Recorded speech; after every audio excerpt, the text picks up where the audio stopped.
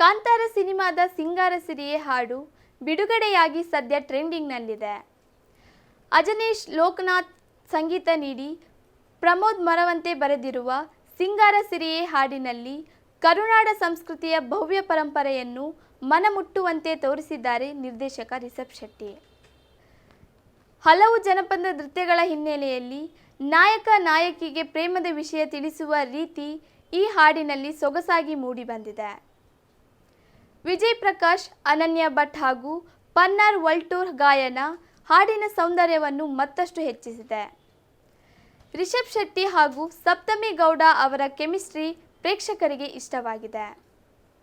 ತಮ್ಮ ಹುಟ್ಟೂರಾದ ಕೆರಾಡಿ ಮತ್ತು ಸುತ್ತಮುತ್ತಲಿನ ಪ್ರದೇಶದಲ್ಲಿ ಇಡೀ ಚಿತ್ರವನ್ನು ಚಿತ್ರೀಕರಿಸಿರುವ ನಿರ್ದೇಶಕ ರಿಷಬ್, ಈ ಹಾಡು ತನ್ನ ತವರೂರಿನ ನೆನಪುಗಳಿಗೆ ಹತ್ತಿರವಾಗಿದೆ ಎಂದು ಹೇಳುತ್ತಾರೆ. ಹಾಡಿನ ಆರಂಭಿಕ ದೃಶ್ಯದಲ್ಲಿ ಹಿರಿಯ ಯಕ್ಷಗಾನ ಕಲಾವಿದ ನಾಗರಾಜ್ ಪಣಾರ್ ವಾಲ್ಟೂರ್ ಮತ್ತು ಅವರ ಮಕ್ಕಳು ಇದ್ದಾರೆ. ನಾಗ ಎಂದೇ ಪ್ರಸಿದ್ಧವಾಗಿರುವ ಇವರು ಯಕ್ಷಗಾನ ಮತ್ತು ಕಂಬಳ ಸಂಸ್ಕೃತಿಯಲ್ಲಿ ಬಹಳ ಹಿಂದಿನಿಂದಲೂ ಪರಿಚಿತರು ಮತ್ತು ನಮ್ಮ ಮನೆಯವರು 2 ತಲೆಮಾರುಗಳಿಂದ ಪರಿಚಿತರು. ಅವರು ಕುಂದಾಪುರದ ಜಾನಪದ ಹಾಡುಗಳಿಗೆ ಹೆಸರುವಾಸಿಯಾಗಿದ್ದಾರೆ.